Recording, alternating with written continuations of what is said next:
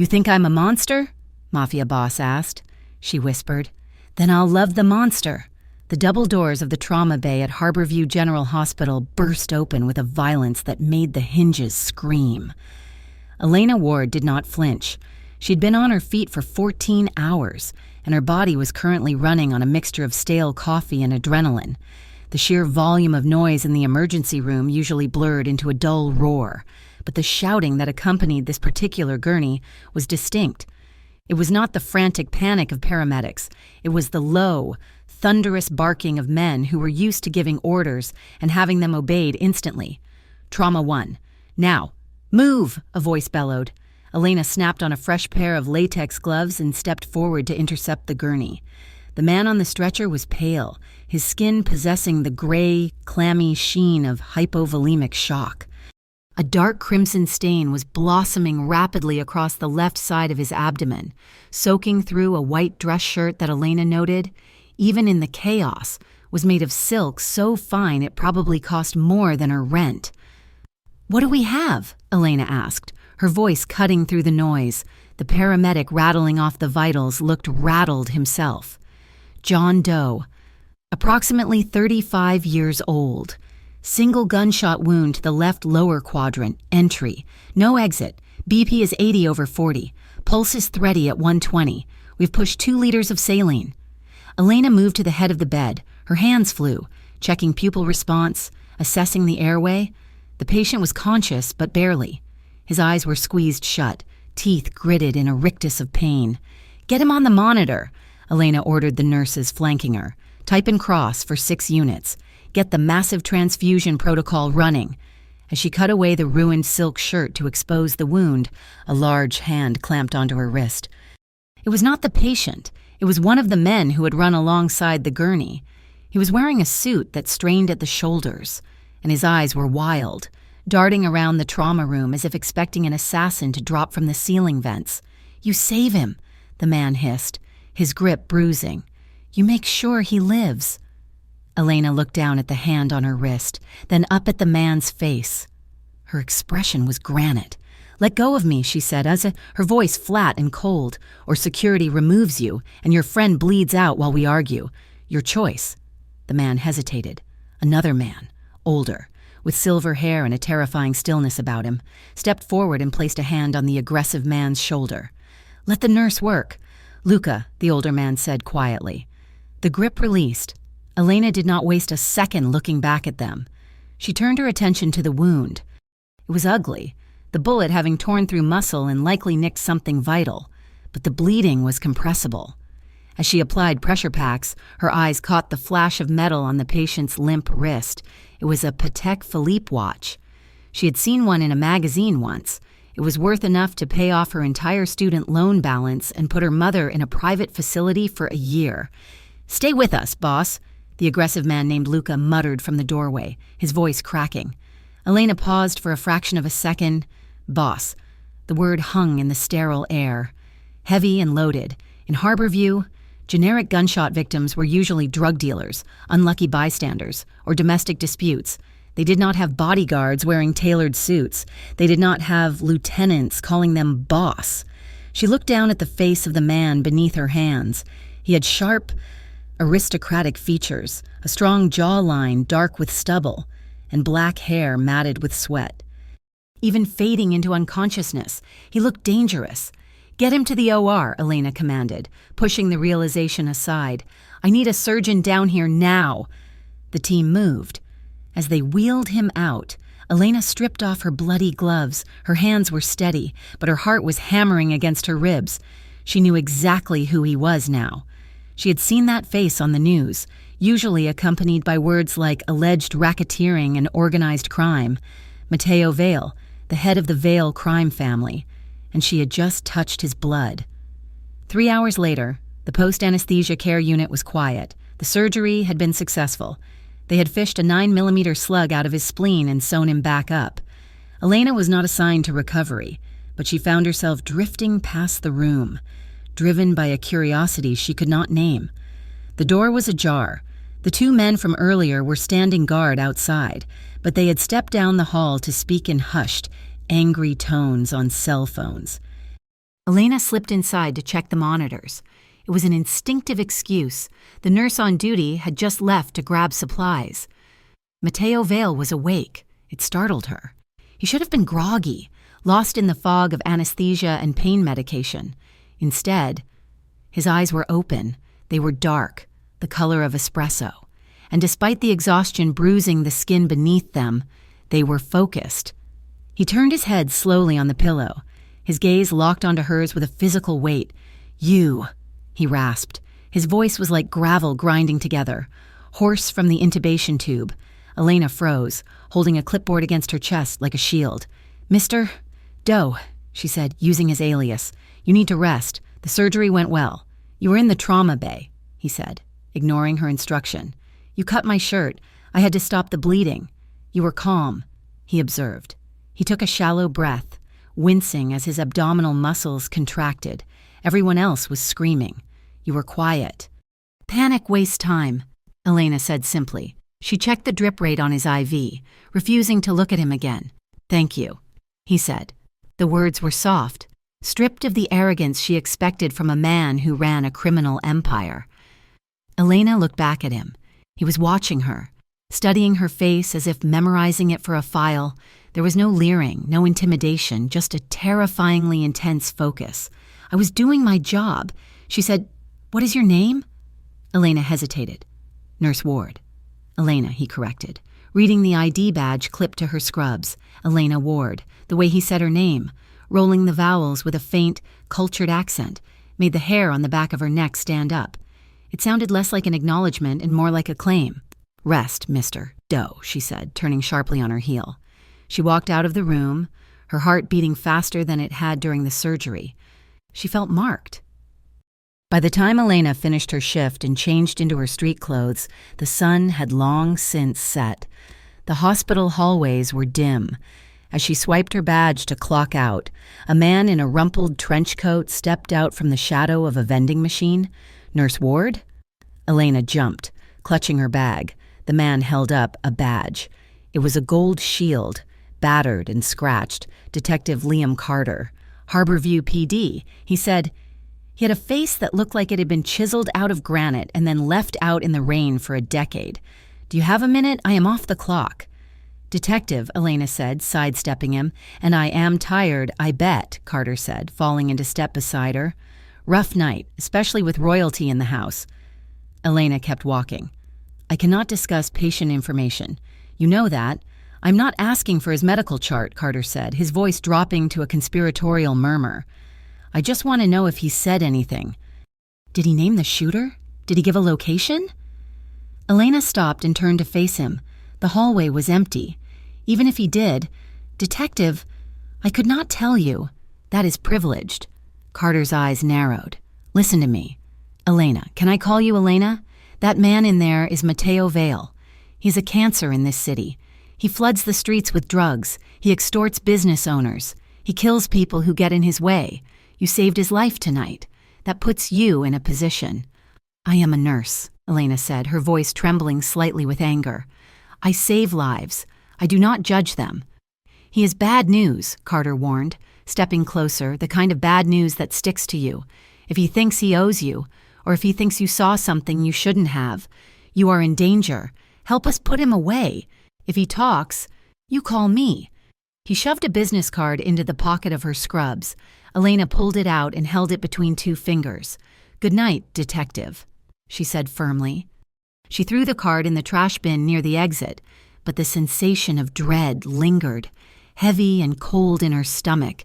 The air outside was freezing. A light drizzle was falling, turning the asphalt of the staff parking lot into a black mirror. Elena pulled her coat tighter around herself, burying her chin in her scarf. She did not have a car.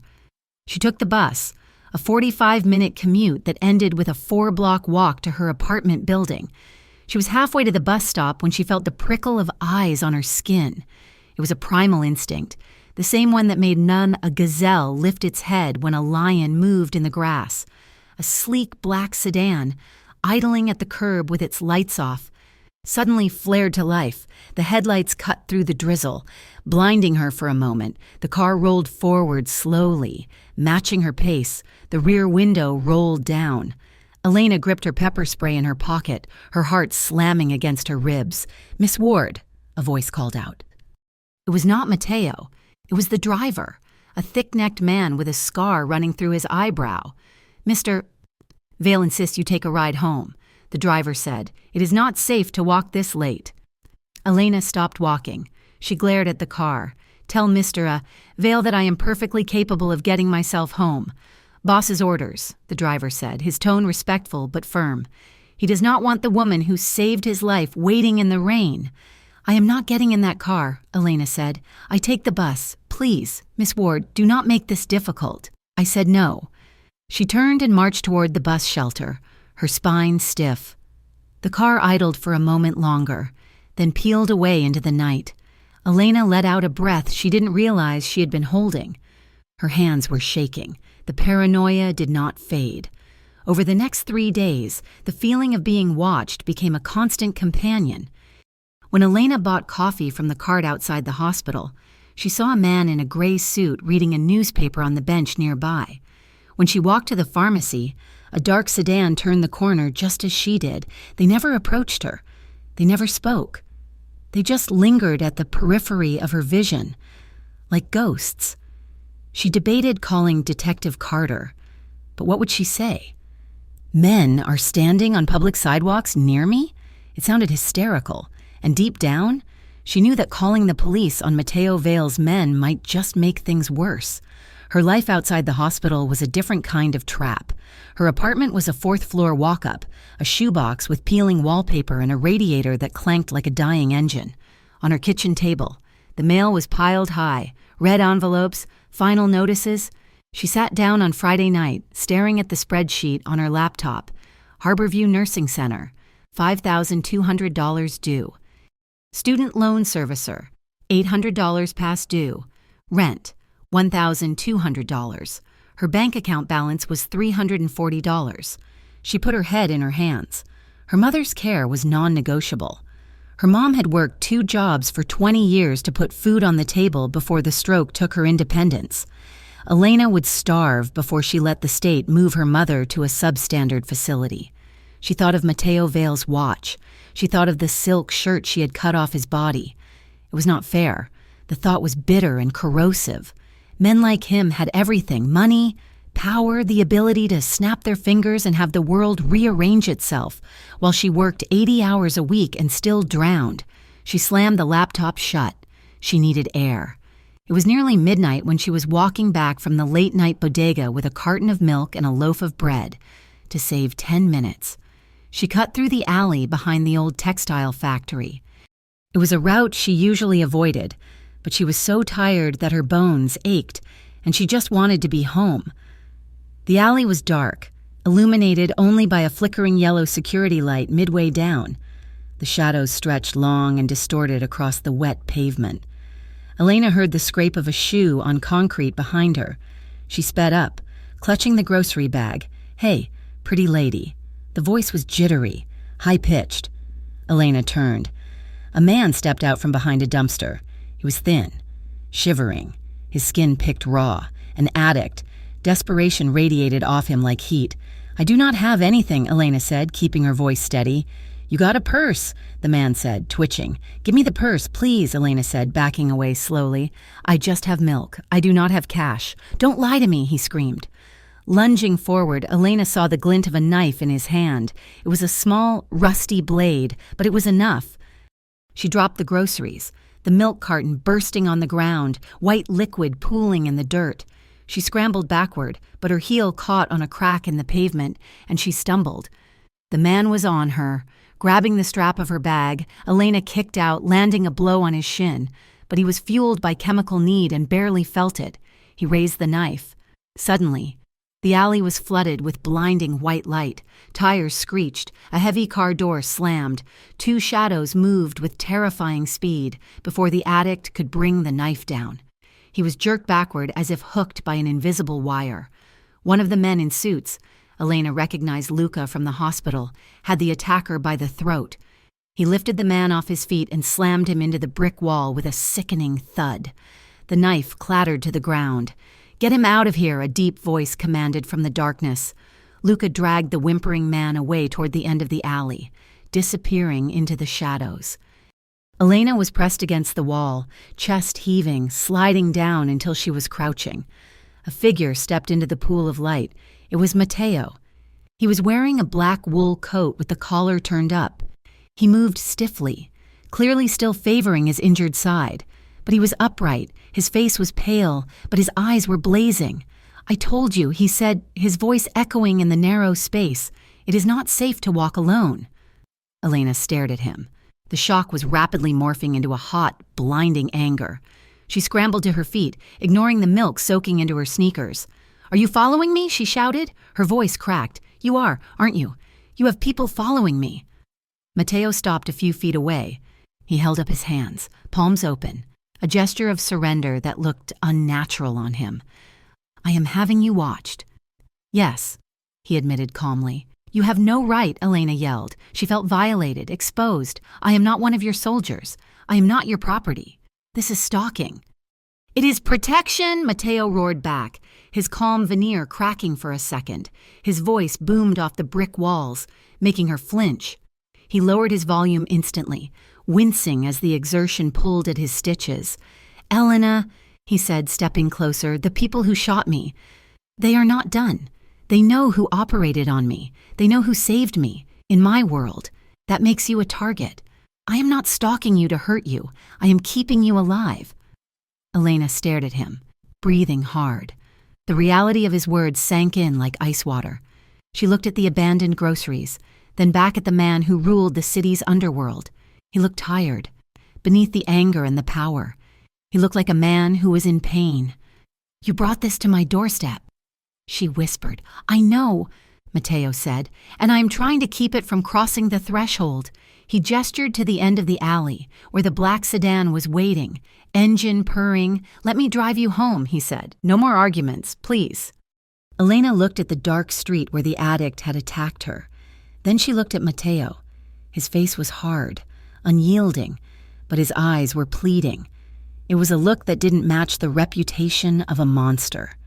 She realized she had two choices.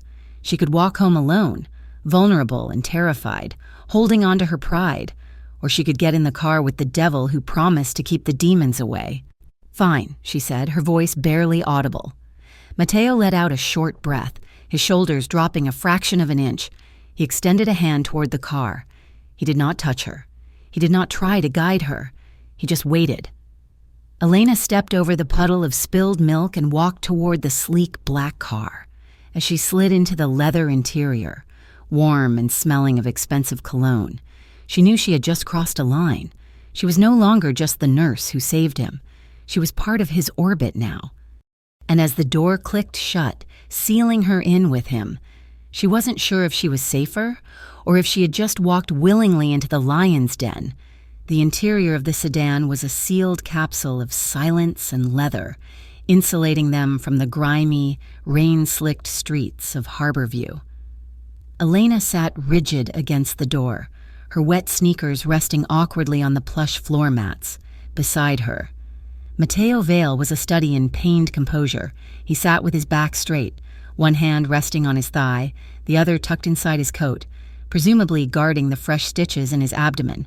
For a long time, the only sound was the rhythmic thrum of the windshield wipers. "You are bleeding," Elena said. It was not a question. She could smell the faint, metallic tang of blood beneath the heavy scent of sandalwood and rain. "You popped a stitch back there." "It is fine," Matteo replied, his voice low and devoid of inflection. "It is not fine," she countered, the nurse in her overriding the fear.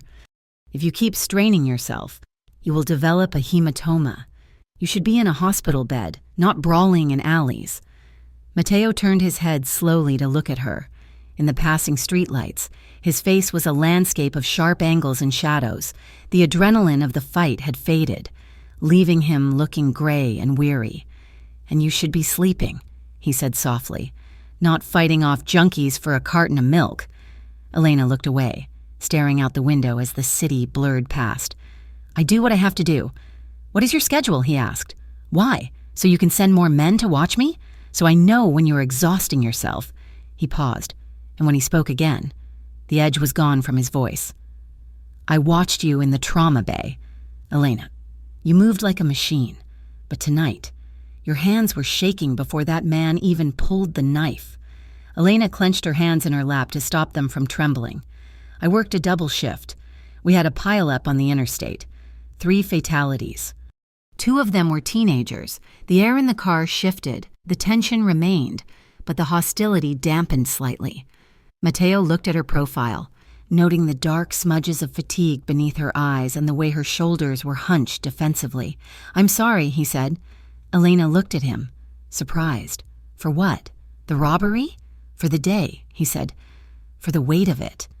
He did not elaborate, and she did not ask him to. It was a strange moment of recognition. He carried the weight of taking lives. She carried the weight of losing them. For a few blocks, they were just 2 tired people trapped in the dark together. The car slowed as it turned onto her street. It was a narrow, potholed road lined with brick tenements that had seen better decades. The driver pulled up to the curb in front of her building, the engine idling in a low purr. Mateo opened his door before the driver could get out. He hissed in a breath through his teeth as he moved, his hand pressing harder against his side, but he waved off his man and stepped out into the drizzle. He walked around the car and opened Elena's door. She stepped out, feeling the damp chill of the night immediately. Mateo walked her to the front door of her building, his body acting as a windbreak against the cold gusts. At the entrance, under the flickering yellow bulb of the porch light, the atmosphere thickened. He stood too close. It was not aggressive, but it was overwhelming. She could feel the heat radiating from him, a furnace beneath the wool coat. He was looking down at her, his dark eyes searching her face, lingering on her mouth for a heartbeat before moving up to her eyes. Elena felt a sudden, treacherous spike in her pulse. She gripped her keys so hard the metal bit into her palm. "Thank you," she said, her voice sounding breathless to her own ears. "For the ride. And before." Mateo did not step back. He reached out, his hand hovering for a second before he allowed his fingers to brush lightly against her knuckles. The contact was electric, a jolt that went straight to her chest. His skin was rough, calloused, but his touch was impossibly gentle. "You shouldn't be scared on your own street." "Elena," he said quietly. The words sounded like a vow. Before she could respond, he turned and walked back to the idling car, moving with a grim determination that hid his pain. Elena watched the taillights disappear around the corner before she finally exhaled. The next day, the chaos of the emergency room was in full swing by 8 in the morning. Elena was triaging a patient with a broken ankle when a hush fell over the nurses' station. It was the kind of silence that usually signaled the arrival of a hospital administrator or a catastrophic trauma case. Elena looked up. On the high counter, amidst the stacks of charts and stray pens, sat a massive arrangement of white lilies. They were pristine, their petals unfolding like heavy velvet, filling the sterile air with a heady, sweet fragrance that masked the smell of antiseptic. It was an arrangement that belonged in a bridal suite or a cathedral, not a busy city ER. "Who are those for?" a junior nurse whispered, eyes wide. Elena felt a sinking sensation in her stomach. She walked around the counter. Tucked into the greenery was a small, heavy cardstock envelope. Her name was written on the front in black ink. She opened it, her fingers clumsy. "For the woman who saved my life." Her face flushed hot. It was a mixture of anger, embarrassment, and a confusing, fluttering warmth that she immediately tried to suppress. He had sent flowers to her workplace. He was marking her territory again, just like he had with the car. "Wow. Elena," the charge nurse said, leaning over with a smirk. "Who is M? New boyfriend? He has expensive taste." "It is nothing," Elena said quickly, grabbing the heavy vase. "Just a grateful patient, a family member of a patient." She hauled the flowers into the break room and shoved them onto the top of the lockers, well out of sight.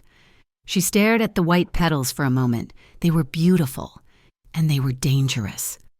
Every time she looked at them, she saw Mateo's dark eyes in the rain. She tore the card into 4 pieces and buried them at the bottom of the trash can. 2 hours later, she was charting on a tablet in the hallway when a shadow fell over her screen.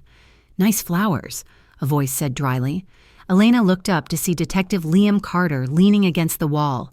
He looked even more rumpled than the last time she had seen him, his tie loosened and his eyes bloodshot. He was holding a manila folder. "I do not know what you're talking about," Elena said, returning to her chart. "Come on." Elena. Carter pushed off the wall and stepped into her personal space. Lilies. From Mateo Vale? He might as well have pissed on the floor to mark his spot. Elena slammed the tablet cover shut. "Lower your voice." Carter held up the folder. "I pulled this for you. I thought you should know exactly who is sending you bouquets." He flipped the folder open. It was a profile, a mugshot of Mateo, younger, looking harder and less refined, was clipped to the top. Beneath it were photos of crime scenes, grainy surveillance shots of men exchanging packages, a body covered in a sheet.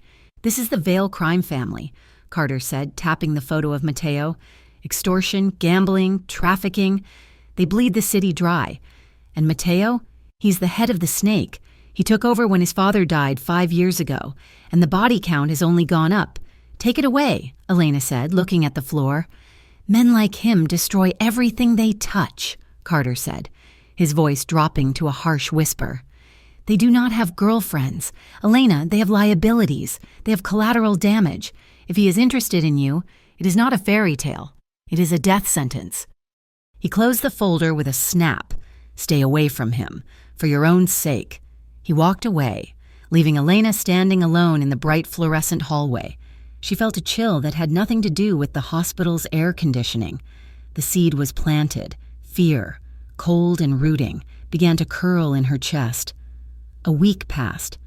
Elena tried to return to her routine, but the city felt different now. Every black car made her flinch. Every shadow looked like a man in a suit. Then, he was there. She was leaving the hospital at 4 in the afternoon, the sun actually shining for once. When she saw him standing near the fountain in the courtyard, he wasn't surrounded by guards this time, or at least, they weren't visible. He was wearing a charcoal overcoat and looking at the water.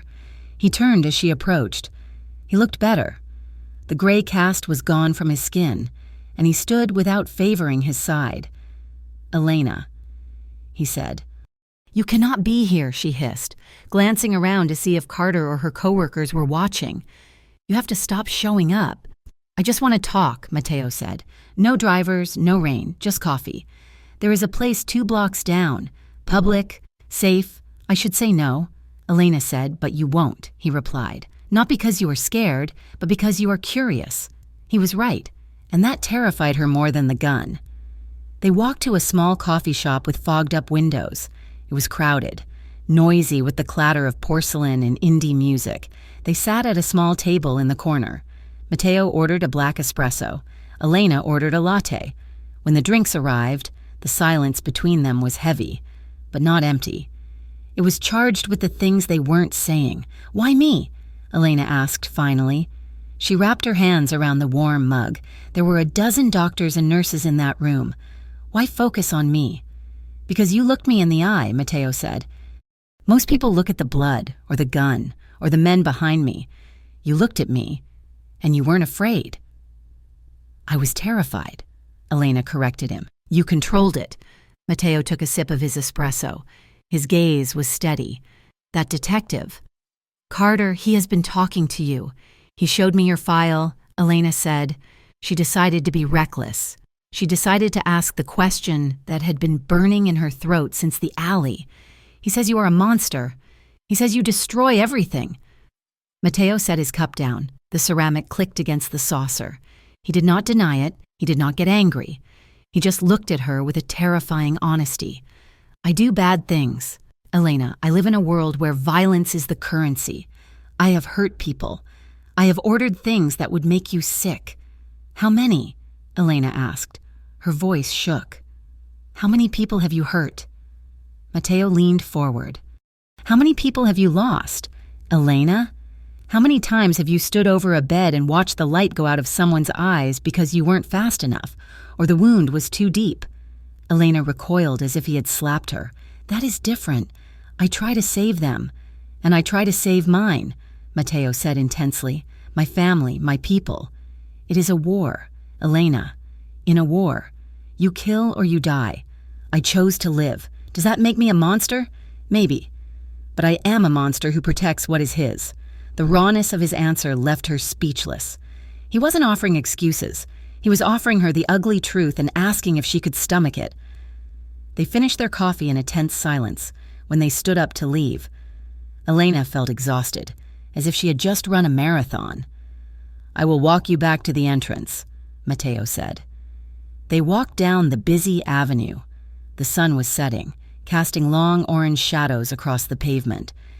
Elena was debating what to say, how to end this strange, dangerous dance, when the air shattered. Crack, crack, crack. The sound was unmistakable. Gunfire.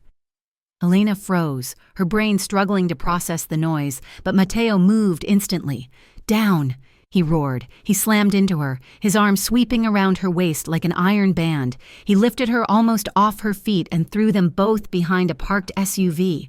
Glass shattered above them as the windows of the SUV blew out.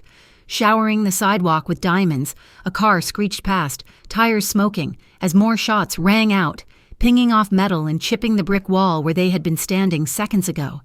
Matteo had her pinned against the tires of the car, his body completely covering hers. He was a heavy, warm weight, shielding her from the chaos. She could feel his heart hammering against her back, a frantic, powerful rhythm. His arm was wrapped tight around her midsection, his hand gripping her hip with bruising force. "Stay down," he growled into her ear. "Do not move." The shooting stopped as quickly as it had begun. The attacking car sped away, the sound of its engine fading into the distance. Screams began to erupt from pedestrians down the block. Matteo shifted, lifting his weight off her slightly but keeping his arm around her. "Are you hit? Elena, look at me. Are you hit?" She shook her head, gasping for air. No, I am fine." He grabbed her hand and hauled her up. "We have to move. Now. Before the police get here." He dragged her toward the hospital, not through the main entrance, but around the side to a maintenance door. He kicked it open, and they stumbled into a deserted concrete stairwell.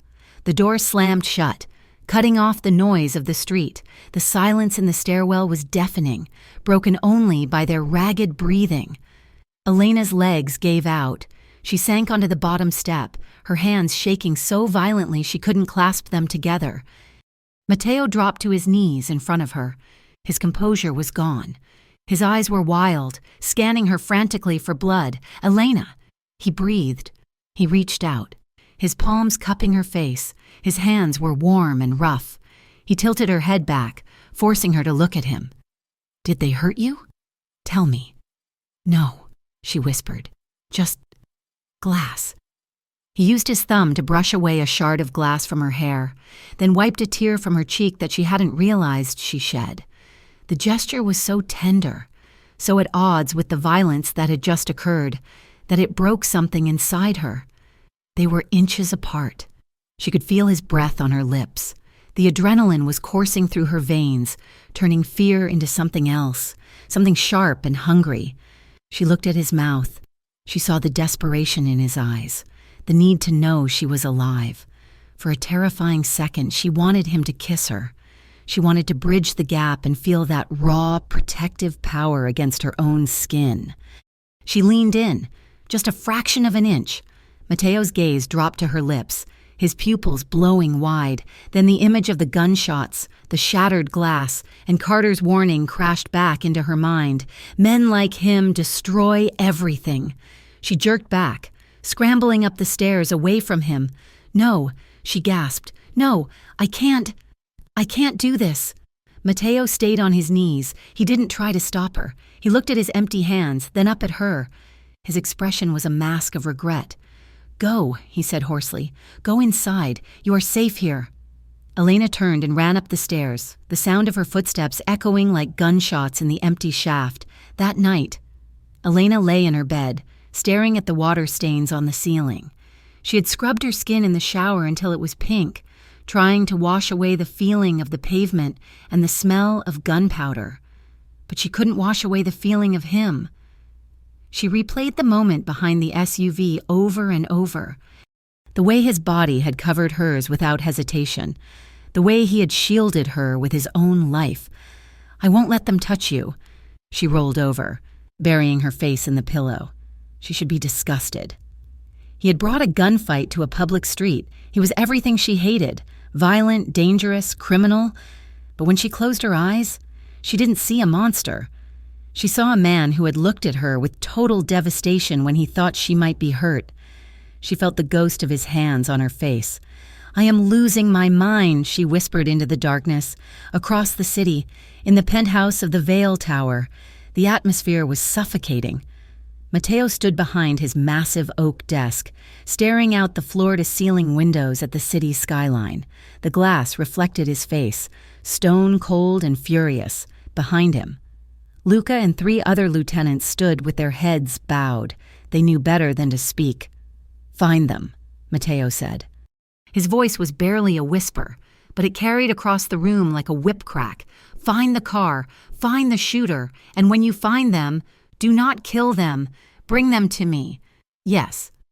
"Boss," Luca said, "and double the security at the hospital," Mateo ordered. "I want 4 men on the perimeter, 2 inside. If anyone who doesn't belong there steps within 100 feet of that building, I want to know, boss," Luca ventured cautiously, "the police, the heat is already on us, putting that many men at the hospital. Is it wise? Just for a nurse?" Mateo turned slowly. The look in his eyes made Luca take a step back. "She is not just a nurse," Mateo said. "She is an asset. She saved my life. We pay our debts. Is that understood?" "Understood. Boss?" The men filed out, glad to escape the room. Mateo waited until the heavy doors clicked shut. Then he sat down in his leather chair. He opened the top drawer of his desk. Inside, resting on top of a stack of ledgers, was a photo. It was a surveillance shot taken 3 days ago.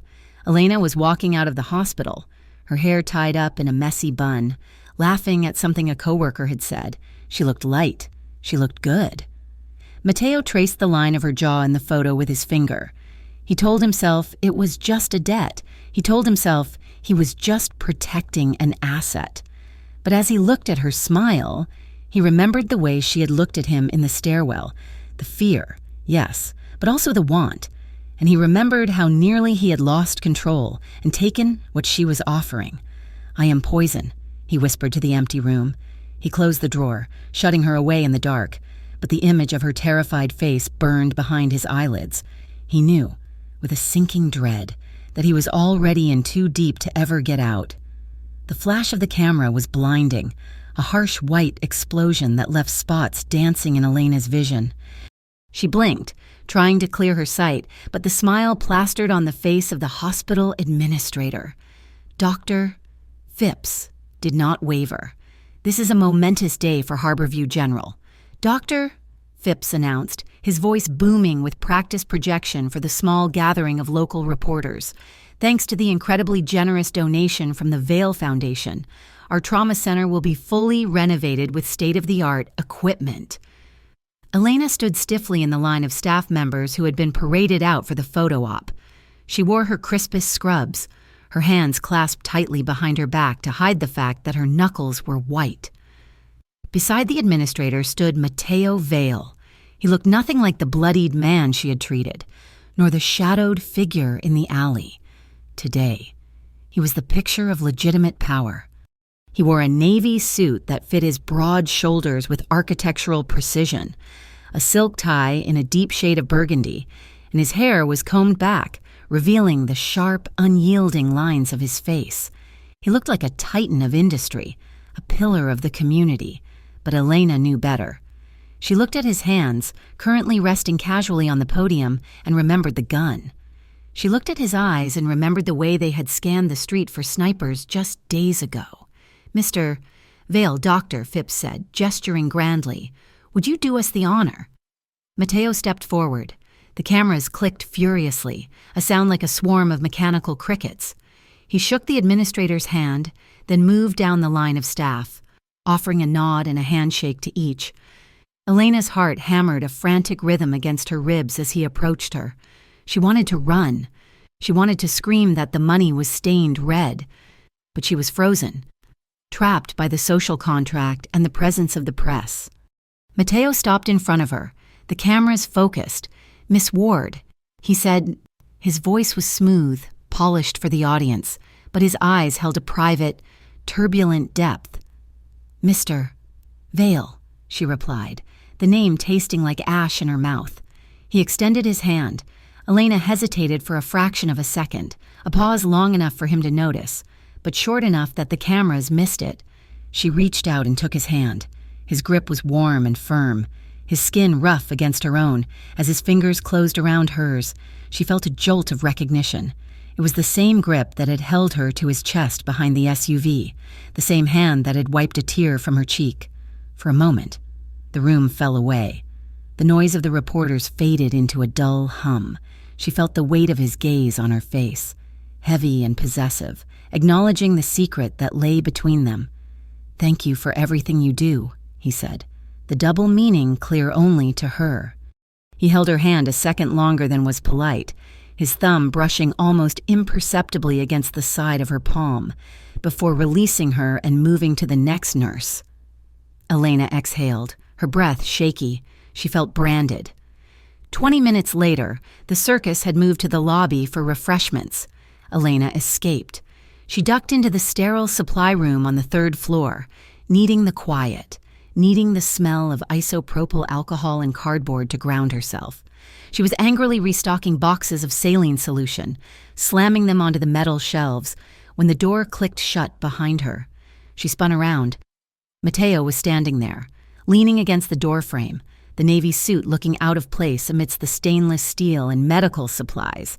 "You should be downstairs drinking champagne with the board of directors," Elena said, her voice sharp. "I do not like champagne," Mateo replied calmly, "and I do not like people who smile at me only because I wrote a check."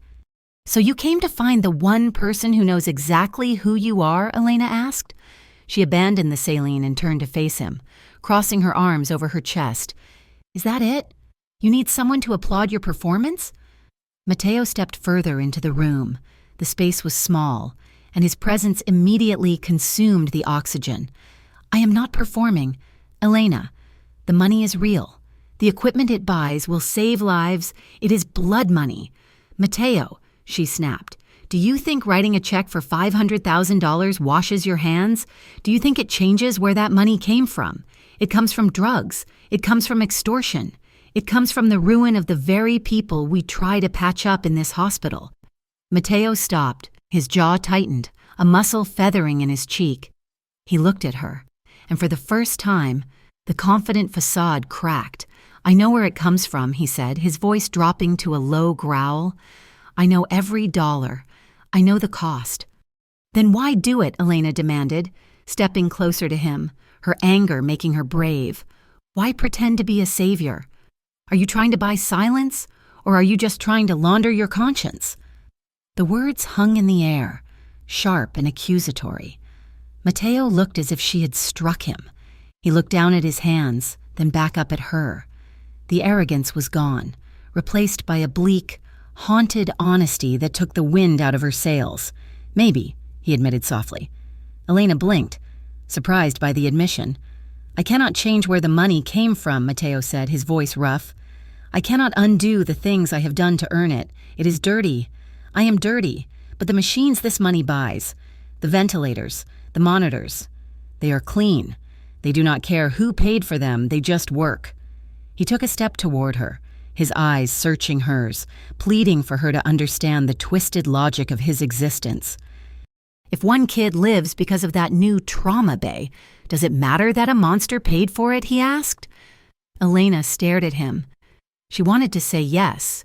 She wanted to say that the ends never justified the means, but she looked at the pain in his eyes, a flicker of genuine shame that he hid from the world, and she couldn't bring herself to condemn him entirely.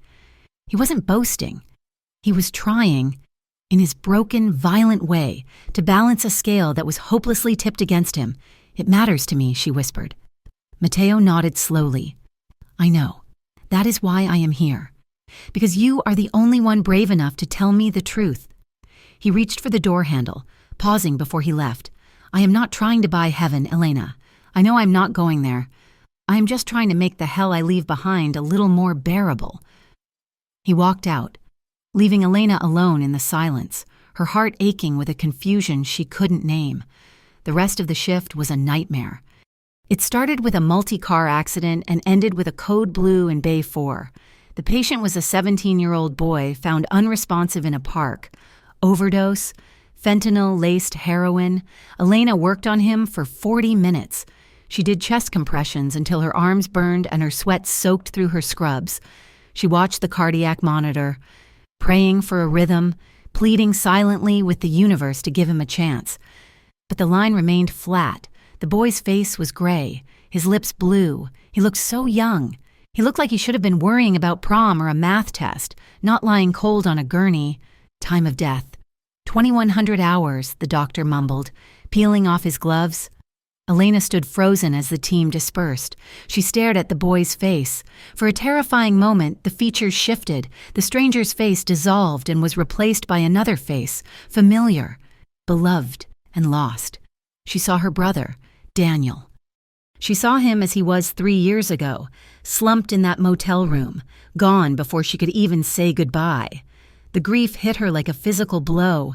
It was old pain, but it felt fresh. Tearing open the scars she had carefully stitched over her heart, she couldn't breathe. She stripped off her PPE and ran.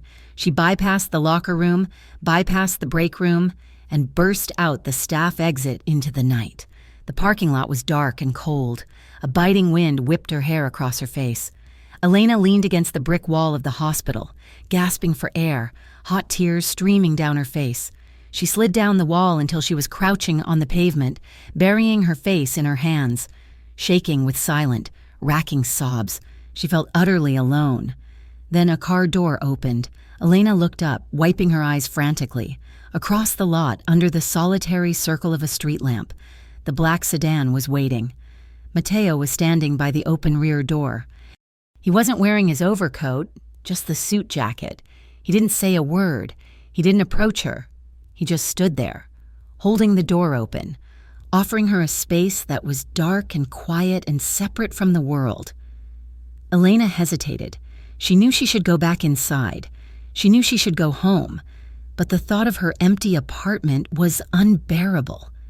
She stood up on shaky legs and walked toward him. Mateo waited until she was close, then stepped aside to let her slide into the back seat.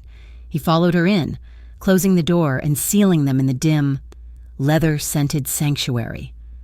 Elena huddled in the corner, her arms wrapped around herself, trying to stifle the sobs that were still tearing through her chest. Mateo sat on the other side of the seat. He didn't touch her. He just watched her, his expression grim and patient. "What happened?" he asked quietly. Elena shook her head, unable to speak at first. The image of the dead boy was burned into her retinas. "A kid," she choked out. 17, overdose?" Mateo went still. We tried everything," Elena whispered, the words spilling out in a rush. But it was too late. It is always too late. She turned to him, her eyes red and swimming with tears. He looked just like him, Mateo. He looked just like Daniel. "Who is Daniel?" Mateo asked, his voice gentle but demanding. "My brother," Elena said, the confession breaking the dam she had built for 3 years. He was 22. He had a scholarship. He had a future. Then he hurt his back playing football. And the pills. The pills took everything. She gasped for breath, the memory suffocating her. "I found him. In a motel on the edge of town. A cheap, dirty room that smelled like stale smoke. I was the one who found him. Mateo. I was a nurse. I knew CPR. I knew what to do. But he had been dead for hours. I sat there holding his hand until the police came. I couldn't save him." She buried her face in her hands again, weeping uncontrollably. Mateo sat in silence. The only sound was Elena's weeping and the hum of the engine. But the air inside the car grew heavy, charged with a dark, suffocating tension. When Mateo finally spoke, his voice sounded like it was being dragged over broken glass. "Fentanyl?" he asked. Elena nodded blindly into her hands.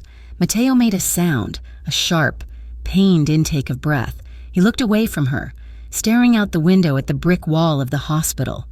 His jaw clenched so hard the tendons in his neck stood out. 3 years ago, he said, his voice devoid of emotion, flat and dead. That was when I took over. One of my first deals. One of the shipments I approved to secure the territory. It was that... Elena went still. She slowly lowered her hands, turning to look at him. "What?" she whispered. Matteo turned to face her. His eyes were bleak. 2 dark tunnels of regret. I did not sell it to him personally. Elena. But I allowed it into the city. I opened the gate. The poison that killed your brother. The poison that killed that boy tonight. I profited from it. He looked at her with unblinking intensity. You asked if I was a monster. This is your answer. I am the reason stories like yours exist. The silence that followed was absolute. Elena stared at him, her brain struggling to reconcile the man who had saved her from the attacker with the man who had just admitted to being the architect of her worst nightmare. A wave of pure, white-hot anger crashed over her. She lunged at him. "You!" she screamed. It was a raw, primal sound. She struck him. Her fist slammed against his chest, thudding against the expensive wool of his suit. "You did this!" she cried, hitting him again and again. "You killed him! You killed them!" Matteo did not defend himself. He did not catch her wrists. He sat there and took every blow, his body absorbing her rage as if he believed he deserved every ounce of it. He looked at her with nothing but sorrow. Elena pounded on his chest until her arms grew heavy, until the anger drained away, leaving only a hollow, aching exhaustion. Her strikes turned into weak shoves, then her hands just rested against his lapels, clutching the fabric. She collapsed forward, her forehead resting against his chest, her sobs returning, softer now, filled with despair. "I hate you," she sobbed into his shirt. "I hate you. I know," Matteo whispered. He slowly raised his arms. He wrapped them around her, pulling her tight against him. One hand settled on her back. Holding her together, the other moved to her hair, his fingers stroking the dark strands with a hesitant, reverent tenderness. "I know," he murmured, his chin resting on the top of her head. "If I could burn it all down to bring him back, Elena, if I could take back every shipment, every deal, I would. I swear to you, I would." Elena didn't pull away. She let him hold her. She listened to the steady, heavy thud of his heart beneath her ear. It was beating fast, just like hers. Slowly, the dynamic shifted. The grief that filled the car began to transform. It condensed, growing heavy and hot. The shared pain became a bridge. She was broken. He was the one who broke things, and in that wreckage, they were the only 2 people who understood the other. Elena lifted her head. She looked at him. His face was inches from hers. The hardness was gone. His eyes were soft, raw, unguarded in a way she knew no one else had ever seen. He looked at her not as a boss looking at an asset, but as a man looking at his salvation. "Matteo," she breathed. He didn't move. He didn't take. He waited. He leaned in slowly, giving her every second, every heartbeat to push him away. "Stop me," he whispered, his gaze dropping to her lips. "Elena, tell me to stop." She couldn't. The anger was still there, woven into the grief, but underneath it was a desperate, clawing need to feel something other than death. She needed to feel life. She needed to feel him. She didn't speak. She just tilted her chin up. Matteo closed the distance. His lips met hers. It wasn't forceful. It was devastatingly gentle. A soft, tentative pressure that asked a question. Elena answered with a small, broken sound in her throat, her hands sliding up his chest to grip his shoulders. At her response, Matteo groaned low in his chest. The kiss deepened instantly. The gentleness evaporated, replaced by a starving, desperate hunger. He pulled her closer, his hand sliding down her spine to the small of her back, pressing her body flush against his. Elena opened to him, her fingers curling into the hair at the nape of his neck, pulling him down. Their mouths moved together urgently, tasting of salt and tears. It was a chaotic, fervent collision. It was a release of all the fear, all the guilt, all the unspoken tension that had been building since the moment they locked eyes in the trauma bay. Mateo's hand tangled in her hair, tilting her head back to deepen the angle. He kissed her like he was drowning and she was air. Elena kissed him back with equal force, forgetting who he was, forgetting what he had done, knowing only that, in this moment, he was the only thing keeping her from falling apart. Time dissolved. There was only the heat of his skin, the scent of sandalwood and rain, and the roughness of his stubble against her face. Slam! A car door banged shut just a few feet away, and the sound cracked through the haze like a gunshot. They jerked apart, chests heaving, eyes wide and blown. Elena scrambled back to her side of the seat, her hand flying to her mouth. Her lips felt swollen, sensitive. Her heart was racing so fast it felt like it might explode. She looked at Mateo. He looked wrecked. His tie was crooked, his hair messed from her fingers, his chest rising and falling rapidly. He stared at her with a look of pure, unadulterated want. But beneath it, the guilt was already rushing back in. "Oh my God," Elena whispered. She pressed her palms to her burning cheeks. We can't." Mateo squeezed his eyes shut for a moment, wrestling his control back into place. He took a deep breath and exhaled slowly. "You are right," he said, his voice raspy. "This is insane," Elena said, her voice trembling. You are everything I am against. You are the reason my brother is dead. I can't do this. I can't want this."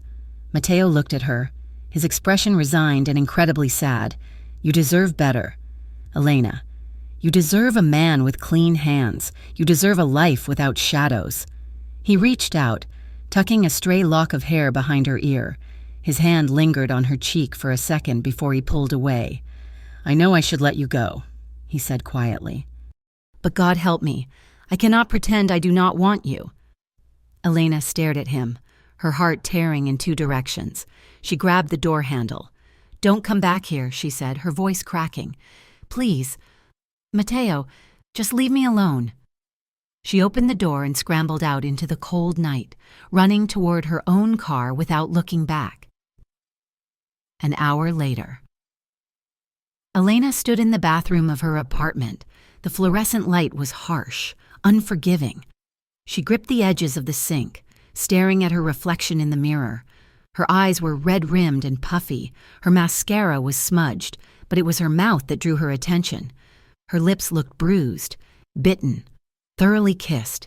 She touched her lower lip with a trembling finger. She could still feel him. She could still taste the darkness of him.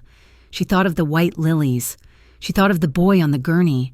She thought of Mateo's arms holding her while she wept for the pain he had helped cause. It made no sense. It was twisted. It was wrong. But as she stood there in the silence of her empty apartment, she realized with a terrifying clarity that she didn't just hate him. She felt seen by him. He was a monster. Yes, but he was the only one who had offered to hold her while she fell apart. She looked at her reflection, at the woman who had kissed the darkness and liked it. "Does that make me broken too?" she whispered to the glass. The silence of the room gave her no answer, only the echo of her own fear. The explosion did not sound like it did in the movies. It was not a grand, rolling boom that echoed heroically through the city streets. It was a sharp, cracking snap, like the spine of the world breaking, followed immediately by the sucking roar of oxygen being consumed. Elena Ward had walked past the sun-bright laundromat exactly 3 minutes before the windows blew out. She was 2 blocks away, waiting at a crosswalk with her headphones in, when the ground shuddered beneath the soles of her sneakers. The vibration traveled up her shins, jarring her teeth. She turned around just as a plume of thick, oily black smoke began to curl into the twilight sky, blotting out the orange hues of the sunset. People were running. Sirens, the soundtrack of Harborview, began to wail almost instantly, rising from every direction like a mournful choir. Elena stood frozen on the corner, her heart hammering a frantic rhythm against her ribs. She stared at the rising smoke. She knew that laundromat. She had washed her scrubs there for 2 years before she could afford a machine in her apartment. She knew the woman who ran it, a grandmother named Mrs. Esposito who gave lollipops to the neighborhood kids. Her phone buzzed in her pocket, startling her so badly she nearly dropped it. It was a news alert. Gang war escalates. Explosion at Vale-affiliated business in Lower Harborview. Elena stared at the screen. Vale. The name turned the air in her lungs to ice. It was not just a laundromat. It was a target. And she had been walking there, oblivious and vulnerable, just moments before the violence erupted. The realization that her proximity to death was becoming a pattern made her knees weak. She gripped the metal pole of the street sign to steady herself. This was Mateo's world, and it was burning. The next morning, the hospital felt less like a sanctuary and more like a cage. The news was playing on the television in the break room, showing footage of the charred skeleton of the laundromat. Miraculously, no one had died, though 3 people were in critical condition with severe burns. Elena was staring at the screen, her coffee cold in her hands. When the door opened, she did not need to turn around to know who it was. The heavy, deliberate footsteps were familiar. Detective Carter walked in, closing the door behind him with a definitive click. He looked tired, his trench coat smelling of stale tobacco and rain, but his eyes were sharp, predatory. "You were there," Carter stated. "It was not a question. I was walking home," Elena said, keeping her eyes on the television. "I was 2 blocks away. You are always close to the fire." "Elena," Carter said, stepping up beside her. He poured himself a cup of coffee from the pot, his movements slow and casual. First the hospital shooting, then the alley, now a bombing on your commute. It is almost like you are standing in the center of the target. "I live in the neighborhood," Elena said defensively, turning to face him. "It is a coincidence, is it?" Carter took a sip, grimacing at the taste. "Or is it because you are cozying up to the man who put that target there?" Elena stiffened. "I am not cozying up to anyone." Carter set the cup down hard. "Listen to me, Elena. That laundromat, that was a warning shot. Victor Grady is moving in on Vale's territory. He's hitting the money laundering fronts. He does not care who gets hurt. He does not care if it is a grandmother folding sheets or a nurse walking home." He leaned in, his voice dropping to a harsh whisper. "If you are seeing Mateo Vale, you are not just dating a bad boy. You are an accessory. You are a liability. And when the department starts looking at who gave Vale inside information, or who helped patch him up off the books, they are going to look at you." Elena felt a cold sweat break out on her back. "I have done nothing illegal. Yet," Carter countered. "But guilt by association is a heavy thing to carry. You worked hard for that nursing license. Elena, you pulled double shifts. You paid your way. It would be a tragedy to lose it all because you got caught in the crossfire of a corruption scandal." He let the threat hang in the air, heavy and suffocating. "Think about your mother, Elena. Who pays for her care if you are stripped of your license? Who pays for her care if you are in a cell? Or worse, in a morgue?" Elena stared at him, her throat tight with fear. The one thing she had, the one stable pillar in her chaotic life, was her job. It was her identity. It was her survival. Carter knew exactly where to stick the knife. "Stay away from him," Carter said, buttoning his coat, "before the next bomb goes off when you are inside the building." He walked out, leaving Elena trembling in the quiet hum of the break room. The fear gnawed at her all day. It was a physical weight, pressing down on her chest, making every breath shallow. By the time her shift ended, she was exhausted, her nerves frayed to the breaking point. She walked out to the parking structure, her keys clenched in her hand like a weapon. The concrete garage was cold, the shadows stretching long between the rows of cars. She reached her sedan and unlocked it, but before she could open the door, a figure stepped out from behind a concrete pillar. Elena gasped, dropping her keys. They clattered loudly on the pavement. Mateo stood there. He looked furious. He was pacing like a caged animal, his hands clenched into fists at his sides. He wasn't wearing a coat, just a black dress shirt with the sleeves rolled up, exposing the tense muscles of his forearms. "He talked to you," Mateo growled. "He didn't say hello. He didn't ask how she was. He just launched the accusation."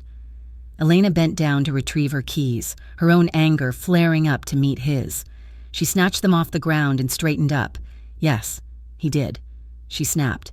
Because a building blew up on my street. Mateo, because people were burned. I know, Mateo roared. His voice echoed off the concrete walls, loud and terrifying. I know what happened. I have men handling it. I am handling it. Handling it? Elena shouted back, taking a step toward him. Is that what you call it? A laundromat is gone. My neighbors are in the ICU, and a detective just threatened to take away my license because I know you. Mateo stopped pacing. He turned on her, his eyes dark and wild. He threatened you? He said I am collateral damage, Elena said, her voice shaking with the force of her emotions. He said I could lose my job. He said I could go to jail. He said I am going to get my mother thrown out on the street because I am associating with a monster. She jabbed a finger at his chest. You are ruining my life, Mateo. You come in here with your flowers and your sad eyes and your protection, but all you bring is destruction. I am surrounded by guns. I am surrounded by explosions. I cannot breathe anymore.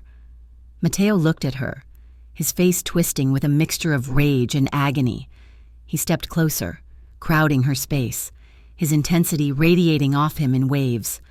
Do you think I wanted this? He demanded, his voice low and rough. Do you think I want you in the middle of this? I have tried to keep you out. I have tried to keep you safe. By having me followed? Elena cried. By putting a target on my back? By keeping you alive? Mateo slammed his hand against the concrete pillar next to her head. Elena flinched, backing up until her shoulder blades hit the cold stone. Mateo froze. He looked at his hand on the pillar, then at her flinch. The anger seemed to drain out of him, replaced by a crushing self-loathing. He didn't pull away, but his posture slumped. You are right, he whispered. He looked down at her, his eyes hollow. I am poison. Elena. Carter is right. I destroy everything I touch. I try to hold on to things, to protect them, but I just end up suffocating them. I am a disease, and I am infecting you. The raw, brutal honesty of his words stopped Elena's heart. She looked up at him. He wasn't trying to intimidate her. He was confessing. He believed he was toxic. He believed he was unlovable. Tears pricked her eyes, blurring her vision. You do not get to decide that, she whispered. Mateo looked at her, confusion warring with the pain in his gaze. What? You do not get to decide who I care about, Elena said, her voice gaining strength. You do not get to make choices for me. Yes, I am scared. I am terrified. I am scared of the guns and the bombs and the police. She took a breath, stepping away from the pillar and into his space. But I am more scared of walking away from you and never knowing what it feels like to stay. The silence that followed was electric. The tension in the air shifted from aggression to something thicker, hotter. Mateo stared at her. His chest was rising and falling rapidly. He raised his hand, the one that had hit the wall, and brought it close to her face. He didn't touch her. He just let his knuckles hover near her cheekbone, as if he was afraid he would burn her if he made contact. I think about you constantly, he confessed, the words torn from his throat. Elena's breath hitched. I wake up thinking about you, he continued, his voice dropping to a gravelly rumble. I go to sleep thinking about you. When I am in a meeting, when I am holding a gun, when I am bleeding. You are the only thing in my head. It is driving me insane. I want to be near you. I want to keep you safe. But every time I get close, the fire gets hotter. Elena looked at the torture in his eyes. She saw the man who had held her while she cried about her brother. She saw the man who had stepped in front of a bullet for her. Her resolve to be safe, to be smart, to listen to Carter, crumbled into dust. She reached up. Her hands were shaking, but she cupped his face, her thumbs brushing against the rough stubble of his jaw. His skin was hot. He leaned into her touch instantly, his eyes fluttering shut for a second as if he was starving for the contact. Mateo, she whispered. He opened his eyes. They were black, dilated, focused entirely on her mouth. Elena didn't wait. She didn't think. She stood up on her tiptoes and pulled him down. She kissed him. It wasn't like the kiss in the car. That had been grief. This was fire. It was frustration and fear and longing all poured into one desperate collision. She kissed him with a fierceness that surprised her, her mouth moving against his with a demand to be felt, to be acknowledged. Mateo went rigid for a heartbeat, and then he broke. A low growl vibrated in his chest. His hands, which had been hovering, finally crashed onto her hips. He gripped her hard, his fingers digging into her scrubs, dragging her body against his. He kissed her back like he was dying. His mouth was hot and demanding, taking everything she offered and giving it back tenfold. He pressed her back against the pillar, his body covering hers, pinning her there with his weight. It wasn't trapping her, it was anchoring her. Elena gasped against his lips, her hands sliding up his chest to lock around his neck. She pulled him closer, wanting to erase the space between them. She wanted to feel the gun in his holster, the beat of his heart, the reality of the danger he carried. Mateo's hands moved restlessly. One slid up her spine, splaying wide over her back, while the other tangled in her hair, tilting her head to deepen the kiss. He tasted of coffee and mint and something dark and addictive. He pulled back for a second, just enough to breathe, his forehead resting against hers. "Elena," he groaned, his voice wrecked. "Don't be gentle," she whispered, her lips brushing against his. "I don't want you to be gentle. I want to feel you, all of you." She kissed him again, nipping at his lower lip, inviting the monster in. Mateo shuddered. His grip on her hips tightened until it bordered on pain, but it was a good pain. It was grounding. He kissed her deeper, harder, his tongue sweeping into her mouth, claiming her. For a moment, in the cold gray of the parking garage, there was no war. There was no Detective Carter. There was only the friction of their bodies and the desperate, consuming heat of their connection. He moved his leg between hers, pressing closer, and Elena made a sound in her throat, arching into him. The sound seemed to snap Mateo back to reality.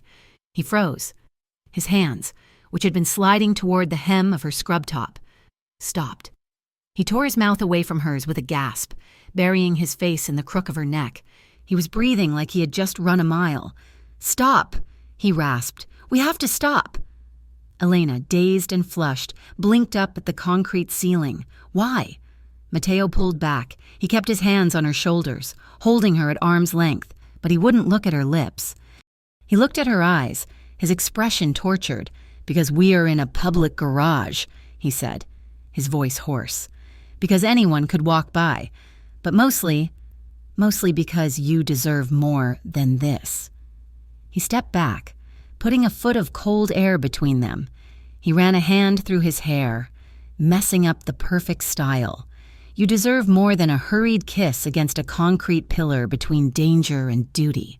Elena, I won't treat you like a secret. I won't treat you like something cheap."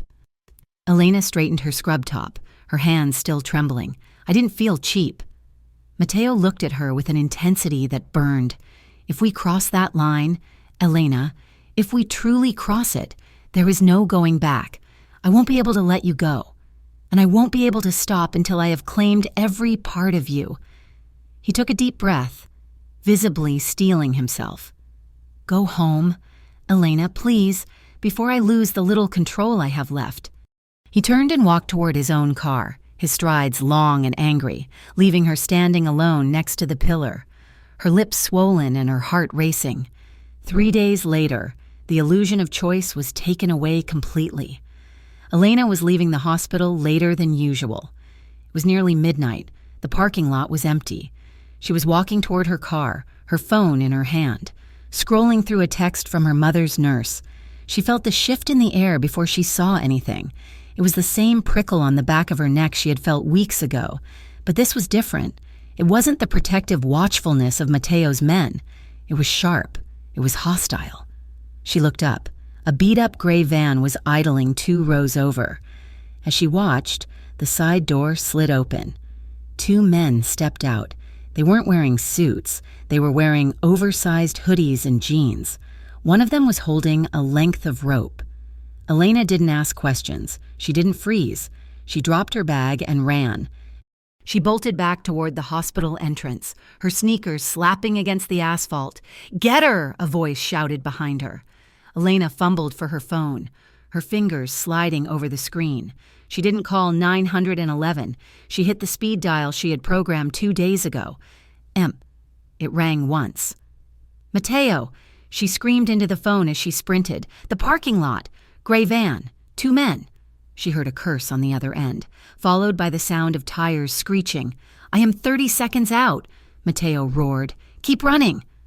Elena rounded the corner of the structure, lungs burning. She could hear the heavy footsteps of the men behind her.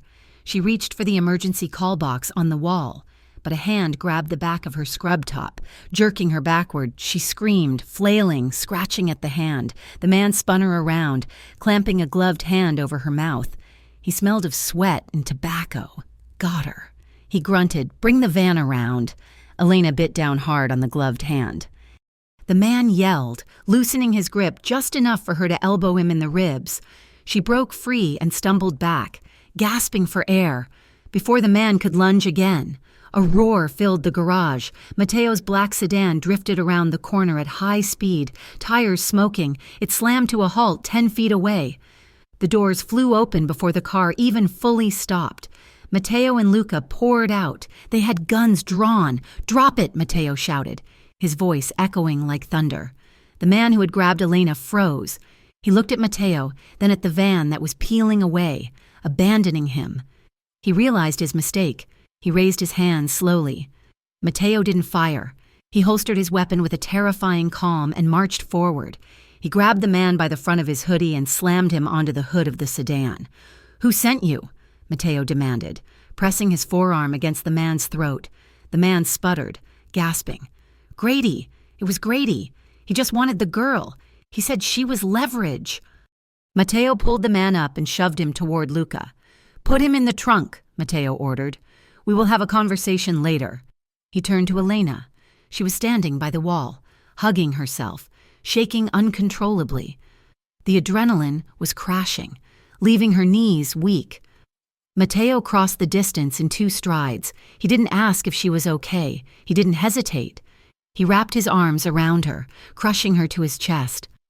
Elena buried her face in his shirt, gripping him tight. She could feel the gun under his jacket. She could feel the tension in his muscles. He touched her. Mateo whispered into her hair, his voice vibrating with rage. "He touched you. He tried to take me," Elena stammered. Mateo pulled back, framing her face with his hands. His eyes were wild, terrified. "He knows who you are. He knows you are my weakness." He looked around the dark parking lot, then back at her. The decision was made. There was no more debate. There was no more trying to keep her on the periphery. "You cannot go home," he said firmly. "What?" Elena blinked. "You cannot go to your apartment. You cannot stay here. Grady knows where you live. He knows your schedule. If I leave you alone, he will come back. And next time, I might not be 30 seconds away." He took her hand, gripping it tight. "You are coming with me." Elena looked at him. She looked at the police lights starting to flash in the distance. She looked at the reality of the war that had just arrived at her feet. Carter's warnings, the nursing license, the fear of the future. It all faded away in the face of the immediate threat. She realized with a sinking feeling that the line Mateo had warned her about wasn't something they might cross in the future. They had already crossed it. "Okay," she whispered. Mateo nodded. He led her to the car, opening the door for her. As she got in, she looked back at the hospital one last time. It looked small and distant. She was leaving her world behind, and she was stepping fully into his. The city of Harborview faded into the rearview mirror, replaced by the looming shadows of pine trees and the winding emptiness of the coastal highway. Elena Ward sat in the passenger seat of the black sedan, her hands clasped tightly in her lap, watching the familiar skyline dissolve into darkness. They had been driving for nearly an hour, moving away from the sirens, the hospitals, and the burning laundromats, toward a silence that felt heavy and absolute. Mateo Vale drove with the same focused intensity he applied to everything else. His hands were loose on the wheel, but his knuckles were pale, and his eyes shifted constantly between the road ahead and the mirrors. He had not spoken since they left the parking garage. the air in the car thick with the adrenaline of the attempted abduction and the grim reality of what it meant. "We are almost there," Matteo said finally, his voice breaking the stillness. Elena looked over at him. In the dashboard lights, he looked tired. The invincible armor of the crime boss seemed to have cracked, revealing the exhausted man beneath. "Where is there?" she asked quietly. "A place no one knows about," he replied. "Not even my lieutenants. It belonged to my father's brother, a man who wanted nothing to do with the life. It is off the books. You will be safe." He turned the car onto a gravel access road that snaked its way toward the ocean. The trees cleared, revealing a stark, modern cabin perched on a cliff edge, overlooking the churning black water of the Atlantic. It was beautiful, but desolate. A fortress of glass and timber standing alone against the elements. As the car crunched to a halt, Elena felt a strange duality settle in her chest. She was trapped, taken from her life and her home by a man the police considered a monster. Yet, as she looked at the dark windows of the cabin, she felt a profound sense of relief. For the first time in weeks, she wasn't waiting for a bomb to go off. She wasn't looking over her shoulder. The monster had brought her to his lair, and paradoxically, it was the only place she felt she could breathe, inside. The cabin was cold. The air smelled of cedar and disuse. Matteo moved efficiently, flipping switches that did not work, then checking the fuse box. "The storm took a line down somewhere," he muttered, casting a flashlight beam around the spacious living room. "We have a generator, but I do not want the noise to attract attention. We will have to make do with the fireplace." He moved to the stone hearth and began building a fire with practiced ease. Elena stood by the kitchen island, hugging her arms around herself, watching him. The flickering light of the match flared, catching the sharp angles of his face as the kindling took hold. "Matteo," she said. He paused, a log in his hand, looking back at her. "You said you draw lines," she said, her voice steady despite the trembling in her legs. "Back in the car, you said you were not like Grady. You said he crossed a line." Matteo stood up, dusting ash from his hands. "I did. I need to know where those lines are," Elena said, taking a step toward him. "If I am going to stay here, if I am going to trust you with my life, I need to know exactly who I'm standing in this room with." Matteo turned fully to face her, the fire crackling to life behind him, casting long, dancing shadows across the floor. "Ask what you want to ask." "Elena?" "Trafficking," she said, the word heavy and ugly. "Do you sell people?" "No," Matteo answered immediately, his voice hard. "Never. That is Grady's business. I deal in vices. Elena, gambling, smuggling, protection. Things people choose. I do not sell human beings." "Children?" she pushed, her heart hammering. Matteo looked insulted. The thought made his lip curl. "I would put a bullet in the head of any man in my organization who touched a child. I was raised to protect the innocent, not prey on them." "Torture?" Matteo hesitated. The silence stretched, filled only by the wind howling outside. "I have hurt men who tried to kill me," he admitted slowly. "I have made examples of people who betrayed my family. I do not enjoy pain, Elena. I do not inflict it for pleasure. But in my world, if you show weakness, you die, and everyone you love dies with you. So yes, I have been violent, I have been brutal, but I am not a sadist." He walked toward her, stopping just outside her personal space. He looked at her with a desperate kind of honesty, stripping away the myth of the crime boss to show her the moral code he clung to in the dark. "I am a criminal. Elena, I have never lied to you about that, but there are evils in this world that even I will not touch. Grady is one of them. I am the other side of that coin." Elena studied him. She looked for the lie in his eyes, but she found only a bleak sincerity. He was a man steeped in blood. Yes, but he had boundaries. He had a code. It wasn't the law, but it was something. "I believe you," she whispered. Matteo let out a breath he seemed to have been holding since they entered the room. He looked at the window, where rain had begun to lash against the glass in sheets. "It is going to be a long night," he said softly.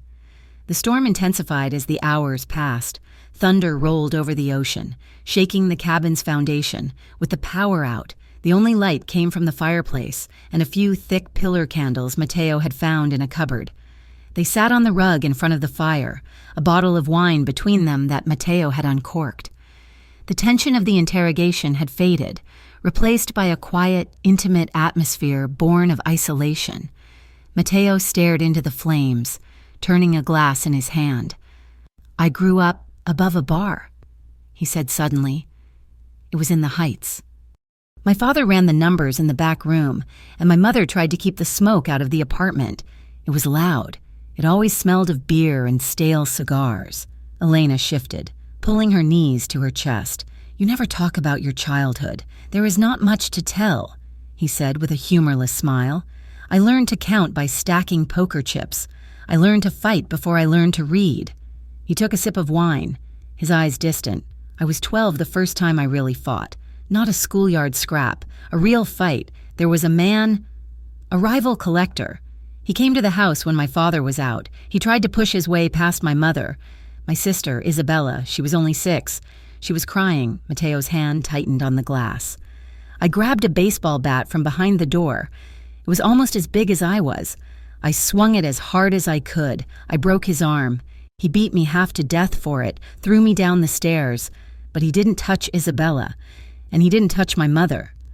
He looked at Elena, the firelight reflecting in his dark eyes. "That was the day I learned that violence is the only language some people understand. If I wanted to keep them safe, I had to be better at it than everyone else." Elena felt a pang of sorrow for the 12-year-old boy who had been forced to become a soldier. She saw the direct line from that staircase to the man sitting before her. "I was the opposite," she said softly. Mateo looked at her, waiting. "I wanted to fix things. Elena said, when my brother, Daniel, before the drugs. He was so full of life, but I could see him breaking. I tried to patch him up. I covered for him. I loaned him money. I thought if I loved him enough, if I took care of him enough, I could save him." She stared into the fire, a tear tracing a path down her cheek. "When he died, I felt so small. I had done everything right. I had followed all the rules, and it didn't matter. Death didn't care." She looked at Mateo. "That is why I became a nurse, because in the ER, sometimes you win, sometimes you stop the bleeding. It is the only place where I do not feel helpless." Mateo set his glass down. He moved closer, sliding across the rug until he was sitting beside her.